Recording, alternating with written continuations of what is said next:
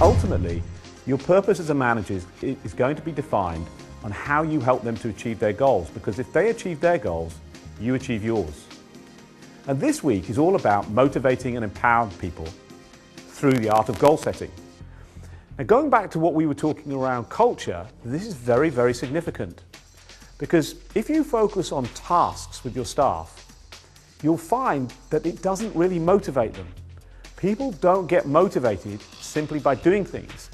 People get motivated by the results of doing those things, by the goals that have been achieved. This is what lies really at part of the fundamentals of management. Really strong managers, and I'll be talking about this in another section, focus people on what they have got to achieve and why they need to achieve those things. We need a different style of leadership, one that other industry sectors has now embraced and taken on board.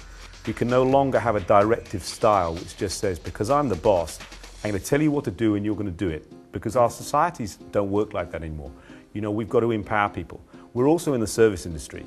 And so as a consequence, the people of the front line have got to be empowered to make decisions. Those moments of truth, those connections with the customers, you can't have someone overlooking those, seeing those, controlling those. It just won't work. So you've got to be able to motivate people from a distance. Now the challenge for me is, when you look around, how many dollars are spent on training people in physiology, biomechanics, anatomy, all the technical things, but how much money is spent on leadership development? Very good point, Nick. Big issue, because it's the leaders, the fitness managers, they're the ones that have actually got to lead in this style. And what we do, how do we pick these people? Well, we look at the best personal trainers, the best fitness professionals, and we say, you do the best job, and we pluck them out, and we say, you're now the manager. Now, they've had no development in this field at all. Promote them to their level of competence. Yeah, absolutely correct. And then we wonder why the fitness manager can't deliver anything through people. Right. It's hard enough to deliver it yourself, let alone going through people. Very, very difficult. I love what you're saying here. Let me make sure I understand you correctly. If the member is really not getting the experience that they desire or they expect, there's a breakdown in the communication between the frontline staff and the member. Right. Well, if that's happening, there must be a breakdown between the communication of the leadership and the staff member. Without the common purpose, a group of people are not a team. And I really reiterate this distinction because I come across lots of so-called teams which are not teams because they do not have a common goal. They're a group of people who come together to discuss things. They become a team when they agree the common goal. The second thing that we said high-performing teams had was agreed strategies, agreed ways of doing things. They knew what they were going to do. They had systems for doing that. And the third thing was that they had strong relationships which were built around core values. And a lot of the last session, we focused on this issue of core values. And we related it back to earlier sessions where we considered what drives culture. Well, culture is about groups of people coming together with common values. That a group of people are not a team until they have a common purpose, a common goal. So for example, you might get your personal trainers together and give them information, talk to them on a weekly meeting. That does not make them a team of people. It's only when they're working towards a common goal that they become a team of people. And you've got to establish with the team what the common goal is. You, for example, also might take part in heads of department meetings within your clubs. And you come together on a weekly basis to talk about things. On a monthly basis, you come and discuss what's happened over the month. But unless you're actually associating those discussions to a goal, you're not a team. So a team can be defined as having a common goal. Without it, you're not a team. The reality is there is no leadership.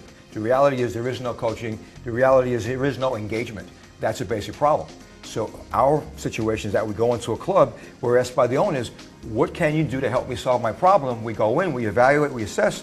The basic challenge is you have a manager who's the boss, who's not a coach, who's not a leader. There's your problem. Yeah. And then all of a sudden, the employees are leaving, coming and going, the members are coming and going. Plug that hole, correct that problem, all of a sudden you have a stopgap measure until the rest of the staff is brought up to speed. Well, let's say I'm a health club owner, and I listen to what you're saying, and it sounds great, But you're telling me that I take my best trainer, promote them to their level of incompetence, they don't have innate leadership qualities to build on. What do I do? And selecting a manager, what should I look for? I'll qualify one thing you say there, Bobby. I do believe they have the leadership qualities inside themselves. I just don't think they know it. I don't think it's brought out of them. You see, because when we take these people out, what they do is they see themselves as being able to do that job. So when someone comes to them with a problem, they solve the problem for that person. So they've taught the person, actually rely on me, which is a fundamental flaw in empowering people in leadership. Now actually they've got the intelligence to know, and if you give them a bit of skills, that actually I'm going to teach you to solve the problem. I'm going to empower you to do it. It's a different focus on it. So I think they've got the ability. I come across great personal trainers who really could step up there, but they're not given the opportunity because they're not actually taken out and developed to do that. That's the critical thing. So you've got amongst your workforce the right people, but what do? We take them out, and then we say, you're the manager. Now you're responsible for the budget. Now you're responsible for the rota. Now you're responsible for all the administration tasks of the team. So you've now lost your best personal trainer, and you've got an administrator. What good's that? So as I mentioned, the issue, if you're a sitting duck, that is not the foundation and the skill sets of a very successful 5-star Eagle. Our role is to take Eagles and send them to that leadership school.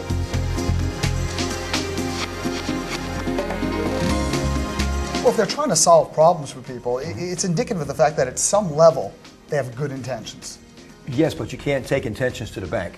The reality is we have to take the good intentions and say, okay, what do I have to do to manage up, coach up, and lead my employee? Number one. Number two, what do I have to do to manage up the member and keep them focused and keep them on track as well? So it's a double-edged sword we have to look at. And we really don't have the skill sets and the training up until this point to keep that double-edged sword sharpened on both sides. That's a basic problem. Okay, so I'm a trainer and I want to grow in the company. I just got promoted. I have all the good intentions in the world. I'm highly motivated. Unfortunately, I don't have the skill sets. What's the solution? What do I need to stay in the game? Which skill sets now? The technical or the soft ones? The soft ones are the art form. The soft one is the ability of looking at somebody in the eye and speaking to them, hearing what they say and hearing what they don't say, hearing the unspoken, and be able to say, okay, what is it you want to do? Realizing that yes, they want to become a bodybuilder, but let's lose the weight first. And maybe as we lose the weight, you may have a knee problem. Let's fix that as well. So create an action plan, step by step, position our employees as the subject matter expert, as the lifestyle change facilitator, as their coach, as their leader, as their manager, to take them to a whole different place. That's the goal. Is it difficult to do? Absolutely. Is it easy? No. But that's what we need to solve our problems today.